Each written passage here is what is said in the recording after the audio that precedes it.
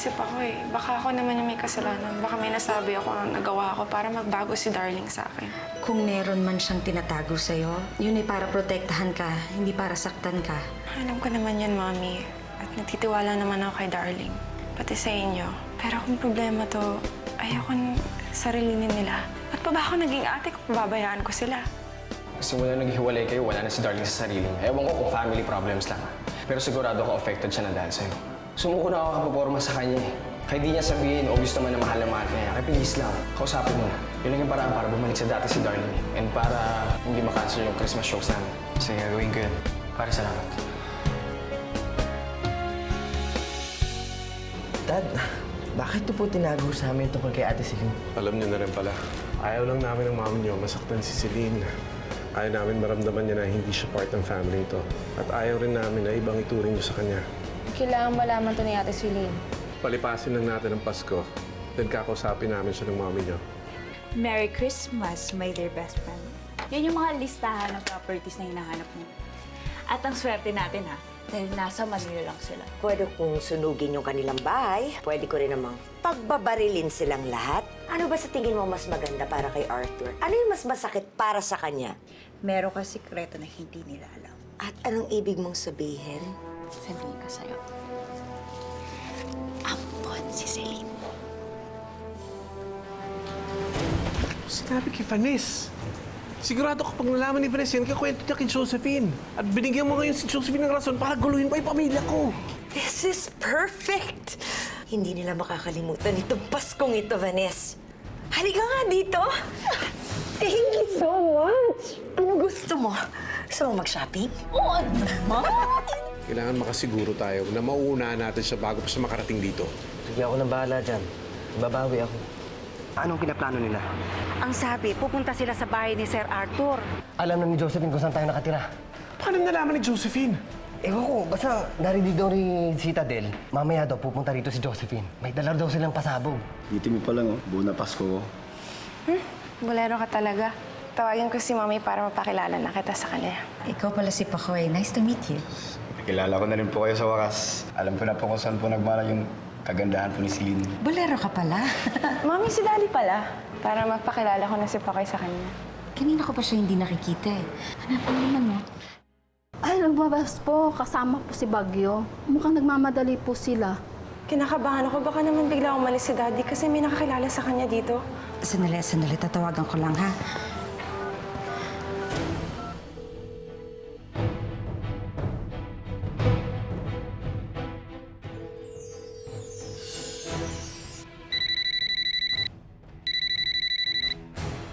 Si Bettina? Hello? Arthur, asan ka? May party dito. Bakit wala ka dito? Hindi. Bettina, may kukunin lang kaming supplies ni Bagyo. Ay, hindi ba pwede ang iutos sa maids? Bakit kailangan kayo pa gumawa? Arthur, can you please tell me the truth? May problema ba? Meron bang nakakita sa mga pulis? Hindi naman ganon. Huwag ka mag-alala. Babalik kami kaagad. O sige, basta bilisan nyo kasi may mga bisita na tayo dito.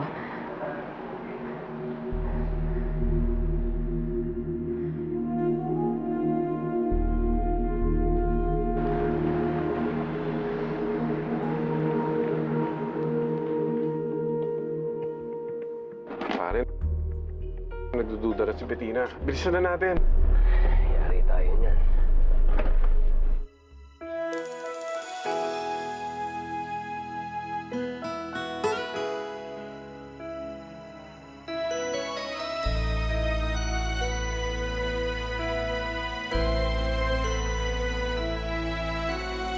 Tayo ay masaya pagsama-sama.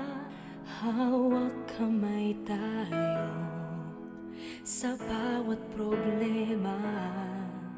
Ikaw, ako, tayo ay isang pangarap. Ngunit isang iglap, nagbago ang lahat. Araw ay naglaho, nagtago na wala ang hiling. Pagising kay dilim, maging kayo'y naglaho rin.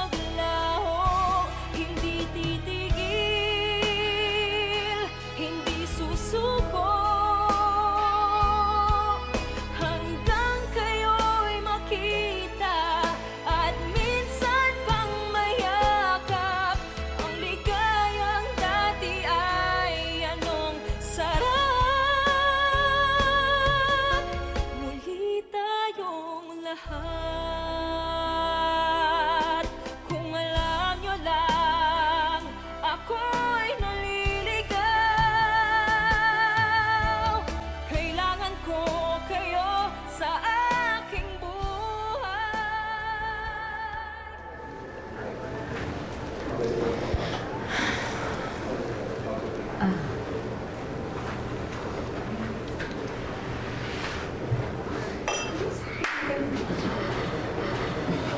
nyo, kumain na lang tayo. Huwag na nating hintayin yung daddy nyo. Sure ka, Mommy? Yes. I'm just so disappointed with your dad. Celine, would you want to lead the prayers? Yes, Mom. Dear Lord, maraming salamat at sama-sama po kami ngayon. Marami pong pinagdaanan ng pamilyang to. Kaya gusto po namin magpasalamat sa inyo ngayon na hindi niyo po kami pinabayaan. Lord, gusto rin po namin magpasalamat sa lahat ng blessings na binibigay niyo sa amin. Especially the blessing of family, friendship, and love. Lord, alam din po namin maraming gustong sumira sa pamilyang to. Please protect us from those people. In Jesus' name, amen.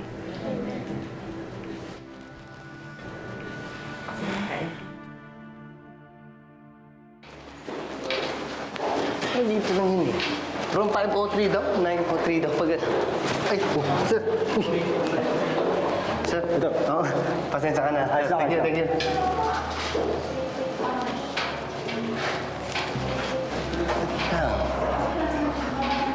Once a snatcher, always a snatcher. Sabi sa'yo. Sira ulo ka talaga, Bagyo.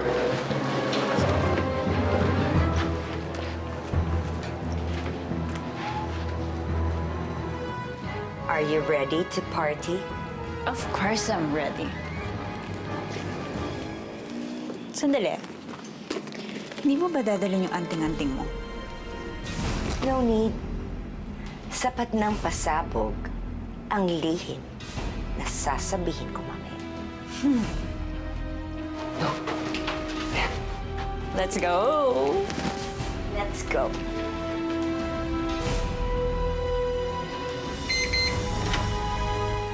Ayos. Josephine? Josephine? Arthur, wala rin tao doon sa CR. Mukhang tinakasan tayo.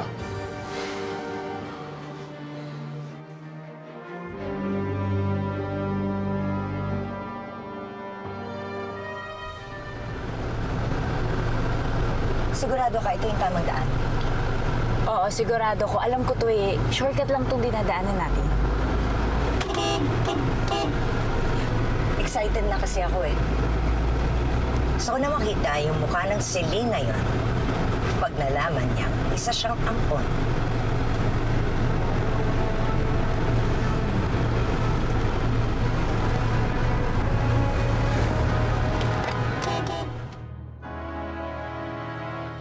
Hayop na Josephine na yan. Dapat tinuluyan ko na siya eh. Dapat naniguro akong patay na siya. Ingat ka lang. Scammer ka lang. Hindi ka mamamatay tao. Walang kakwenta-kwenta yung taong yan, ano? Dapat lang sa kanya mamatay. Hindi ko pinagsisisihan, pinagtangka ko yung buhay niya, no? Isipin mo, kung galit siya noon, mas galit siya ngayon. Ang problema, okay lang naman kung sa akin ilabas yung galit niya eh. Problema, pati yung pamilya ko na walang kinalaman, yun pa yung pinupunterihan niya. Si Bettina, kanina pa tumatawag. Pati yung anak mo na si Celine. Sa tingin ko, dapat sagutin mo na yan. Hindi sa tinatakot kita. Paano kung naunahan tayo ni Josephine doon sa bahay niyo?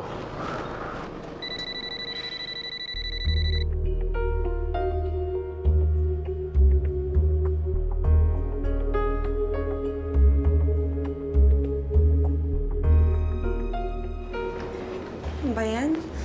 Pati yung mga tawag ko, hindi sinasagot ni Daddy. Ate, bakit wala pa rin si Daddy? Ewan ko, kanina pa hindi makontakt eh. Angela, photographer, paano tayo magpapa-family picture kung hindi tayo kompleto?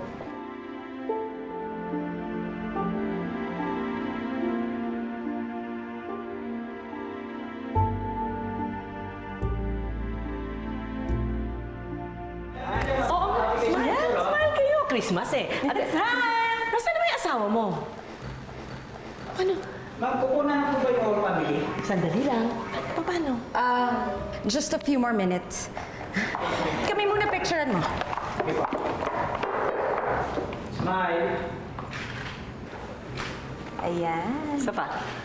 Yan, thank you. Halika, kayo, sama rin kayo. Ayan. Ayan. Halika. Ayan eh.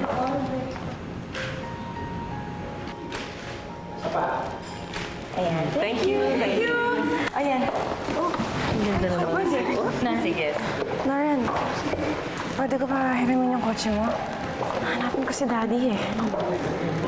Sige, pero mag-iingat ka, ha? Sige, salamat ah. Samahan na kita, Celine. Sige, halika. Wait, Celine. Saan ka pupunta? Mami, hindi ko na kaya maghintay kay Daddy. Pasko ngayon, dapat magkasama tayo. Nahanapin ko siya. Oo nga, pero hindi ka pwedeng umalis. Mamaya pagbalik nun, ikaw naman ang hanapin namin. Mami, sasama naman ako ni Pakoy eh.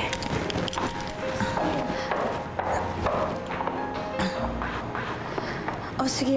Nakaka-nervous naman. Ito na ba yon? Eto na yun. Mukhang may nag-aaganap sa loob eh. Tara, tingnan natin. Let's go!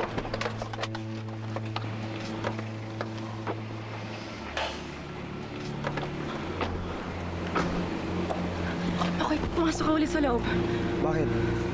Sila Tita Josephine nandito. Huwag mo na lang ipahalata na may problema. Basta pumasok ka na. Pero paano ka? Ako'y kaya ko na sarili ko. Mas importante sila. Bilisan mo!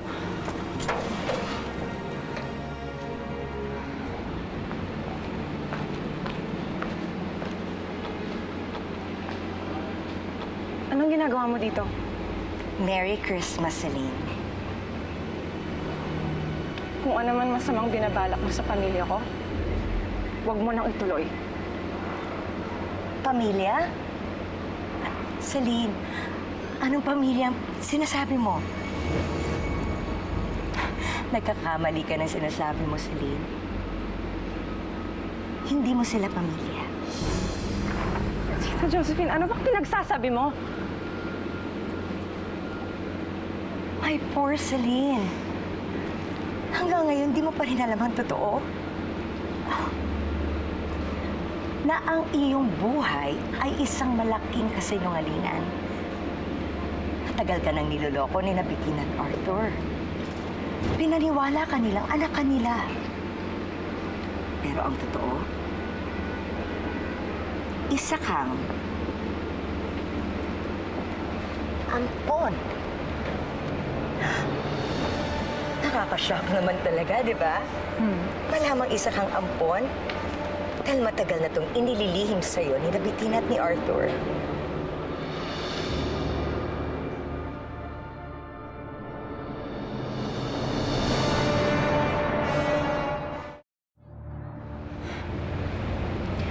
Hindi totoo yung sinasabi mo. Hindi ako ampon. Pamilya ko sila, Mommy. Alangan naman sabihin nila sa'yo yung totoo, di ba? Matagal ka na nga nilang niloloko. Hindi nila ako niloloko. Anong pakiramdam, Celine? Sarili mong pamilya at pinaniniwalaan mong pamilya ay niloloko ka na ng matagal na matagal. Hindi nila ako niloloko. Gumagawa ka lang ng kwento. Ako gagawa ng kwento? Excuse me. Ba't naman ako gagawa ng kwento na walang basehan? Dahil desperada ka. Dahil alam mo kahit kailan, hindi kami iiwan ng daddy ko. At hindi kanya mahal. Ang kapal ng mukha mo. Tawagin mo silang pamilya mo. Samantalang isa ka lang ampon. Putok sa buhok. Sumingaw ka lang sa kanila. And the sooner you believe it, the better. Well, you know what? I'll never believe it. At hindi ako maniniwala sa'yo. Fine, whatever you say. Pero tingnan ko lang kung yan pa rin ang sasabihin mo pag nalaman mo ang katotohanan sa taong tinatawag mong mami mo, si Bettina. Alam mo, tawagin natin siya para malaman na natin lahat ng totoo, di ba? Bettina? Si Edwin na muna. Unahin na muna natin si Edwin. Si Edwin, picture muna kayo. Ako asan si Celine? Akala ko hanapin niyo si Arthur. Siya naman daw po hahanap sa airpot ni ma'am. Ano ba talagang inaasikaso ni Arthur? Ngayon pa siya umalis. Hindi ko alam eh. Sige, tatawagan ko. Gloria, bakit ka muna? Dala niya ba kotse ko, ah?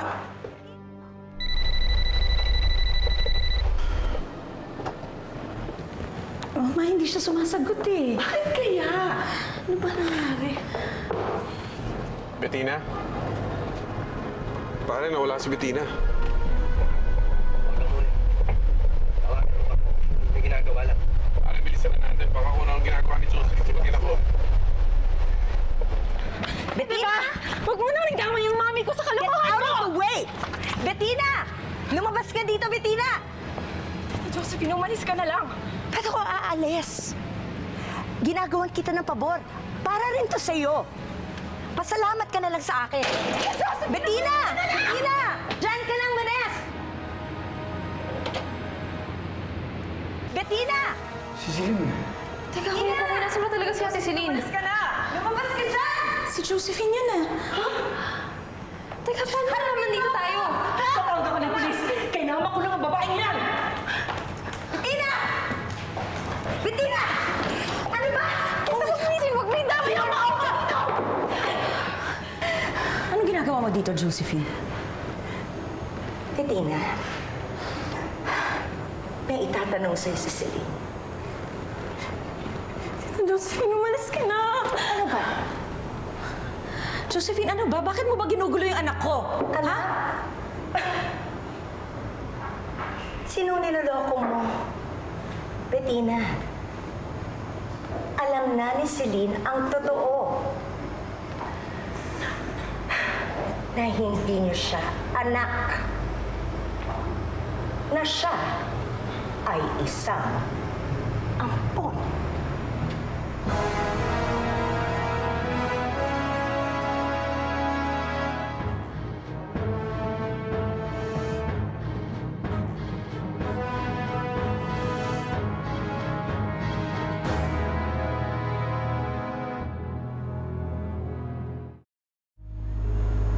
Mami, totoo ba yun? Cat got your tongue, Bettina. Bakit hindi ka makasagot? Totoo ba ang sinabi ko? Naampon niyo lang ni Arthur si Celine. Wala akong dapat ipaliwanag sa'yo. Bakit nga hindi diretso yung sagot mo sa akin? You know, a simple yes or no will... Wala kang pakialam! I do not owe you any explanation, Josephine. Kaya pwede ba, huwag mong guluhin ang pamilya ko. Ano na kaya nangyayari doon?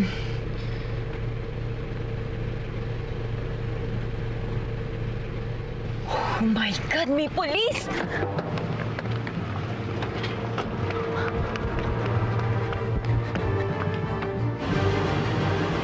Tol, may parak. Pare, hindi ko na itutuloy ito. Babuelta ko na to. Hindi! Diretsuin mo! Pare, mahuhuli tayo niyan. Wala akong pakialam, diretsuin mo! Bahala ka.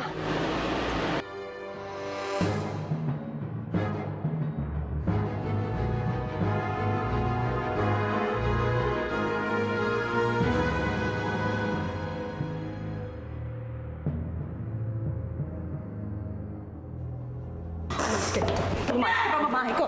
Isa kailangan umalis! Parating na ang mga pulis! Kailangan makulong ang babae ito! Go, Bettina! Hindi ko talaga titigilan ang anak ninyo! Tandaan mo to, Bettina! Hindi ka masaya. You will never be happy and I swear it on my daughter's grave! Halika na! Hindi ka magtatagumpay, Josephine! Ben! Sundan mo!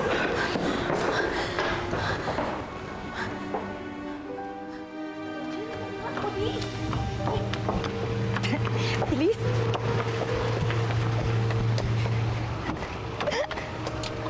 Appear success?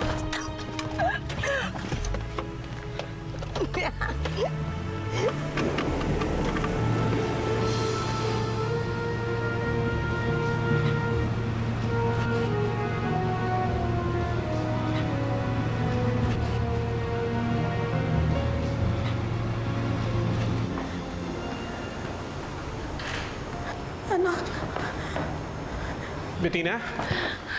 Arthur, Ano nangyari? si Josephine eh. Dumating siya dito.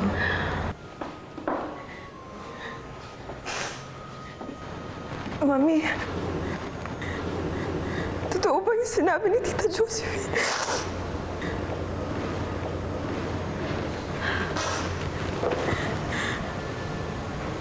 Dad, totoo ba yung sinabi niya?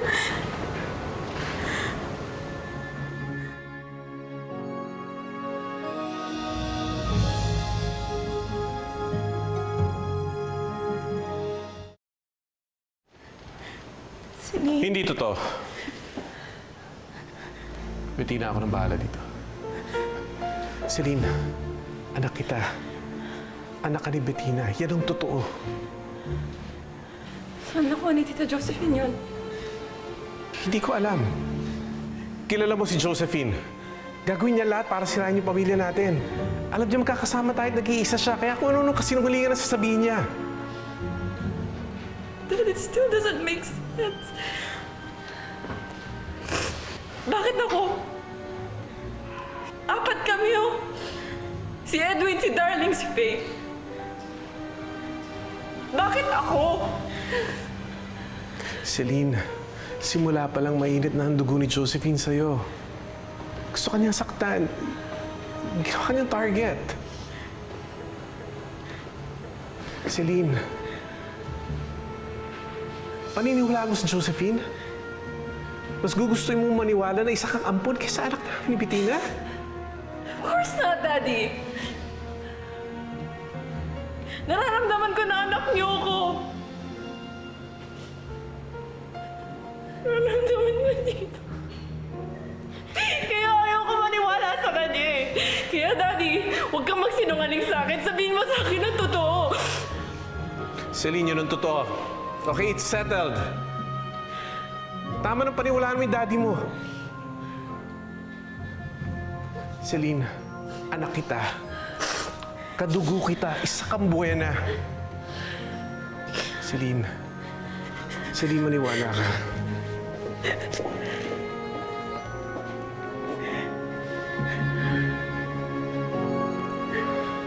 Daddy, please. Don't lie to me. Please.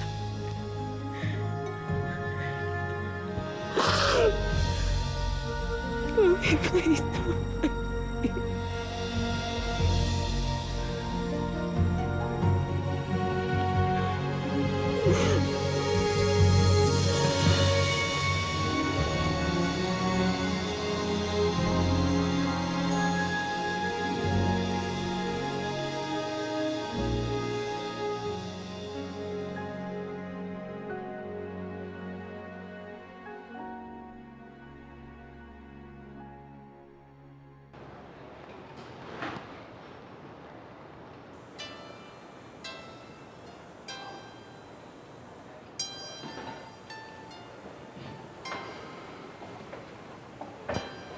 Oh, parang hindi mo naman nagustuhan yung regalo ko sa'yo.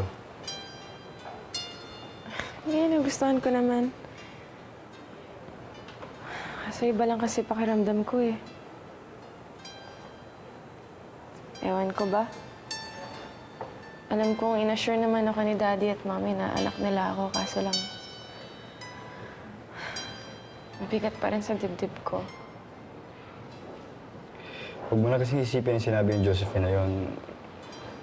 Wasak lang Pasko nun kaya naghahanap ng karamay. Gusto mo, sama ka na lang, may racket ako.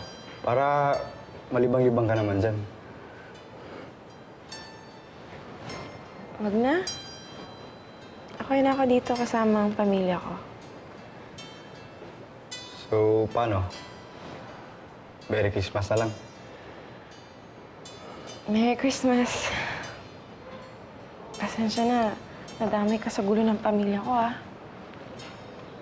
Naku, wala yun. Basta't nangangailangan ka ng tulong, tawag ka lang.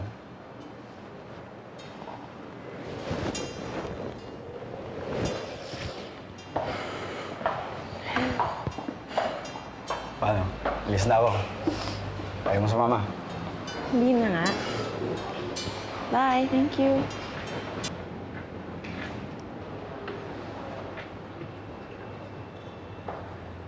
Darling? Sorry ate. Para kasing hindi bagay sa moody music eh. Pero kung gusto mong i-play, okay lang. Darling, may problema ba? Parang di ka mapakali eh. Wala naman. Do you want to do something fun? Like, watch a movie or gimmick tayo somewhere? Saan mo ba gusto?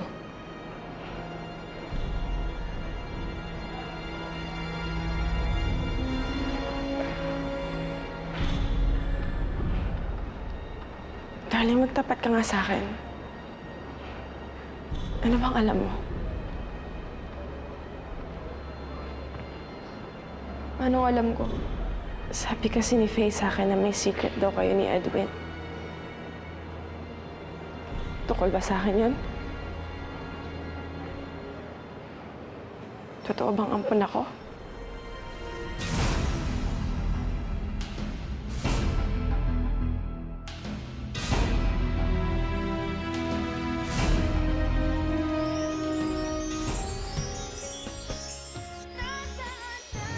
Simple lang naman po yung celebration namin ngayong New Year.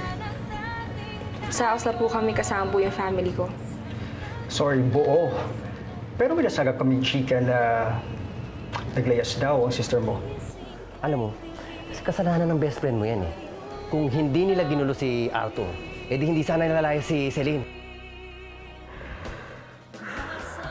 Kasi hindi magsabi ng totoo eh. Anong totoo, kuya? Wala, Faye. Bakit galit ka? Hindi ako galit. Okay, huwag mo na lang akong pansinin. Galit ka kay Tita Josephine, no? Eh, kuya, nagsisinungaling lang naman si Tita Josephine, eh. Hindi ampun si Ate Celine. Lahat tayo galing sa tiyan ni Mommy. Kaya nga tayo magkakapatid, eh. Ang importante yung sinabi ni Daddy na hindi ampun si Ate Celine. How can you be so sure na nagsasabi ng totoo si Daddy? Muli tayong lahat. Kung Di ba kami nag-uusap ni Kevin? Ito ba kayo mag-uusap ni Kevin? Wala na nga kami. At kung iniisip mo siya parang iniisip ko, nagkakamali ka.